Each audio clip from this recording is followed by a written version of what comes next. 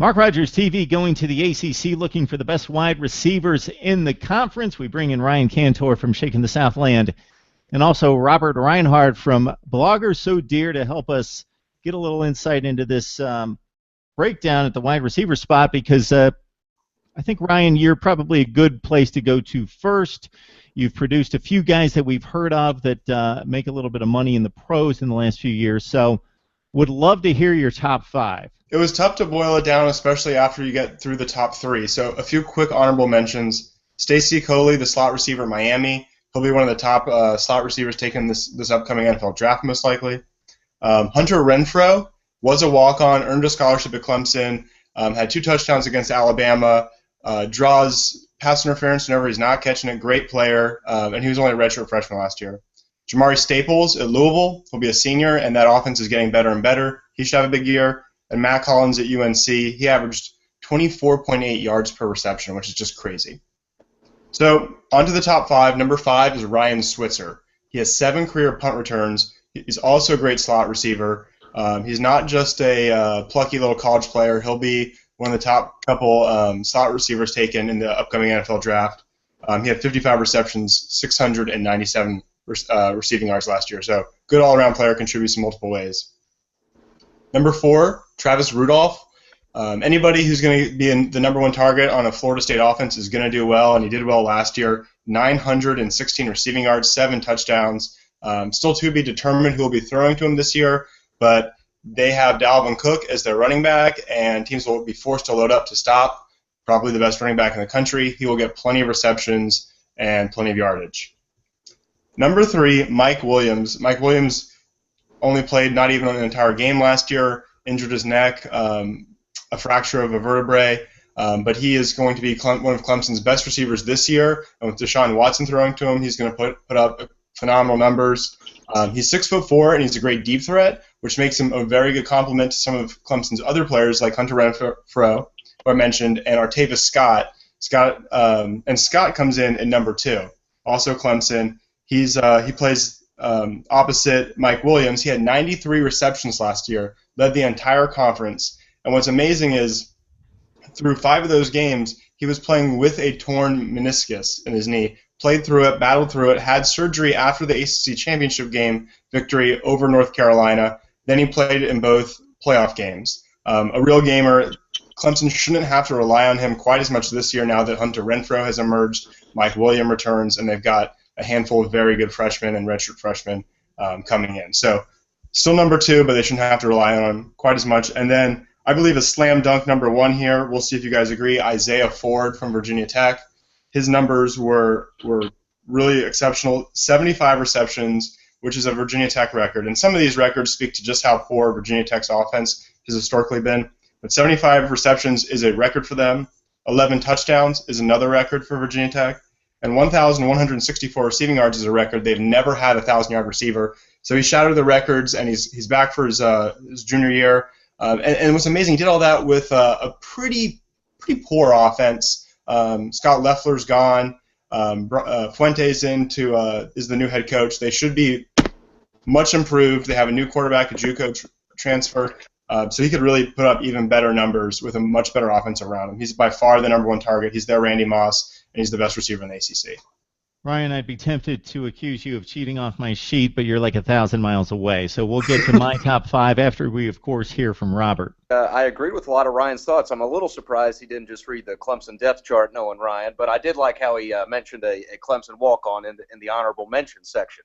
But I agree with really a lot of Ryan's selections. At number 5, I also have Ryan Switzer, nearly 700 receiving yards last year, 6 touchdowns. Nearly 13 yards a catch, and as he mentioned, an excellent returner. Had 2 punt returns for touchdowns last season. Number 4, another one of Ryan's guys. I have Artavis Scott at number 4. Tons of receptions last year, 93 as you mentioned, over 900 yards, 6 touchdowns. But, you know, I hate to penalize him because he plays with Deshaun Watson, but I think you got to put a little bit of an asterisk next to it because he does play with Deshaun Watson, and Deshaun Watson is going to throw an accurate ball and find you when you're in space to help boost some of those reception numbers. But so not a knock on Scott, just really a compliment to to the quarterback. So at 3, I put Travis Rudolph above Scott, partially because he had Golson, he had McGuire throwing to him. He didn't have the best quarterback play. Still, former 5-star recruit, nearly 60 receptions, over 900 yards, 7 touchdowns. I think with some better quarterback play, those numbers will only increase. At number 2, I had Mike Williams. Did not play last year, as you mentioned, because of the injury, but 6'4", 220, former 4-star, really talented, over 1,000 yards receiving in 2014, and that's with Cole Stout playing a lot of quarterback for that team. So when you throw in Deshaun Watson, expect those numbers to increase greatly. Ryan mentioned a deep threat, 18 yards of reception that year, certainly a true story. And at number 1, I thought you were going to say Deion Kane there for a second, Ryan. I was worried, but no, I also have Isaiah Ford at over 1,100 receptions. Excuse me, that would be phenomenal. Over 1,100 yards, just 75 receptions, and as you mentioned, questionable quarterback play at best. He was targeted on over a third of the team's targets, 11 touchdowns. If you put him in a Clemson system or at Florida State, it would be, maybe he wouldn't have as many targets, but he would have much better offensive line play and quarterback play. So, agree with you on a lot of the lists. So I think, a talented group this year. Okay, before I get to my top 5, I'm going to back up some of Ryan's selections in the honorable mention category. We'll also have James Quick and Tamari Staples from Louisville. Staples coming into his senior season, a UAB transfer, had 2 huge days against Wake Forest and Pitt last year. 10 catches for $133 against Wake and a couple touchdowns, and against Pitt, 9 for $194 and a touchdown. So 19 catches in 2 games, only 37 overall, so needs to spread out the wealth.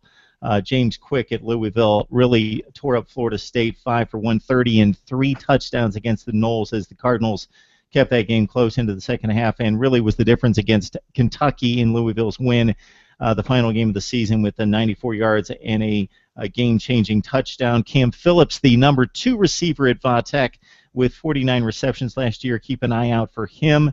And Bug Howard, kind of the number 3 guy behind Hollins and Switzer at North Carolina. Okay, so this top 5 is going to sound mighty familiar. Switzer at 5, who's been catching passes and been a game changer in the punt return game for North Carolina since he stepped on campus.